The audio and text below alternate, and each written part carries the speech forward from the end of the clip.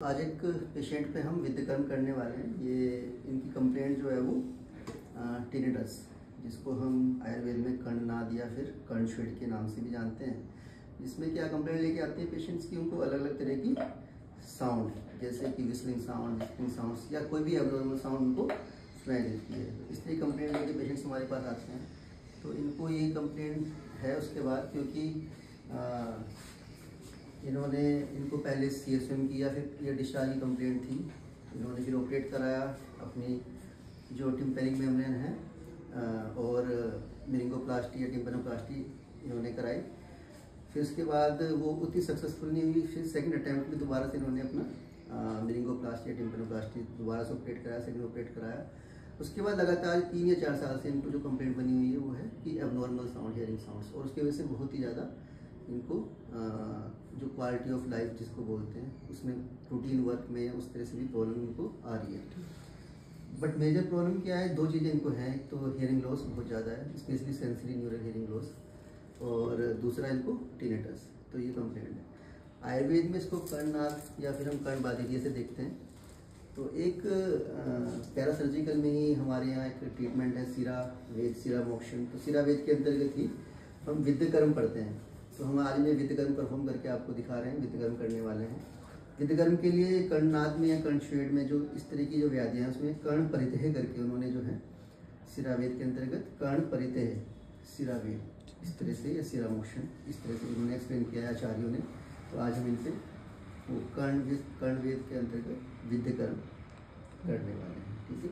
सबसे पहले जो ये हमारा ईयर का जो हमने ईयर परितः का मतलब अराउंड द ईयर, तो उसको हम किसी भी डिसइंफेक्टेंट या जैसे स्पिरिट की यूज़ से या फिर सेवलॉन की प्रॉपर क्लीन करना है ना, ताकि कोई सेकेंडरी इन्फेक्शन होने के चांसेस ना रहें। तो प्रॉपर उस एरिया को हम क्लीन कर दें।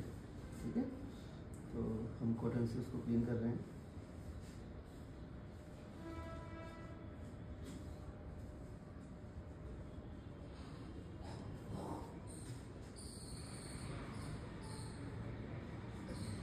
सेकेंड थिंग कि इसमें जो हम विद्यकर्म के लिए नीडल यूज़ करेंगे वो 26 नंबर नीडल का यूज़ करते हैं। 26.5 यानी 13 mm, जो इसका लेंथ है वो 13 mm के आसपास रहता है। तो वो हम इसमें यूज़ करते हैं। 26.5 इसमें हम नीडल का यूज़ करते हैं।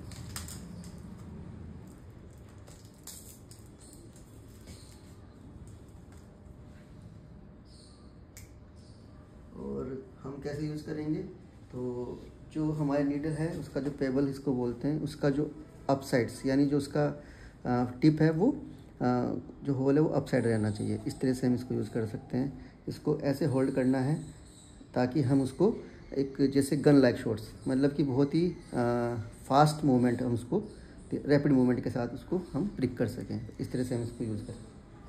तो कर्ण परितः के लिए ऐसे सबसे पहले हम बाहर से स्टार्ट करेंगे और इसमें 3 या 4 पॉइंट्स ऐसे हम डिसाइड कर लेंगे कि कान में 1 2 3 4 या उसके चारों तरफ जो 3-4 पॉइंट हैं उस वहाँ पे हम प्रिक करके देखेंगे। ठीक है। तो इस साइड से मैं एक बार दिखा देता हूँ।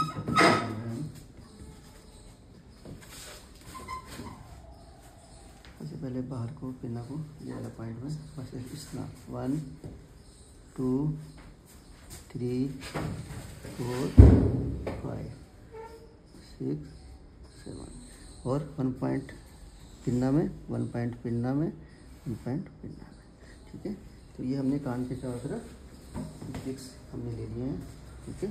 यानी 6 से 7 पॉइंट हमने कान के चारों तरफ हमने टिक लिया। उसके बाद अगर ब्लीड हो रहा है तो ठीक है, उसको निकलने देंगे, नहीं तो प्रॉपर एक बार उसको दोबारा से हम क्लीन कर देंगे उसी पर। ठीक है। और 2-3 मिनट के लिए उसको छोड़ देंगे, वेट करेंगे। जितना भी ब्लड वहाँ से अगर ड्रॉप फॉर्म में निकलना चाहेगा तो निकल सकता है। उसके बाद उसको पूरा दोबारा क्लीन कर देंगे। अगर हमें लगेगा कि एक्सेस में ब्लड निकल रहा है तो हल्दी के साथ या हनी के साथ बाहर से अप्लाई कर सकते हैं।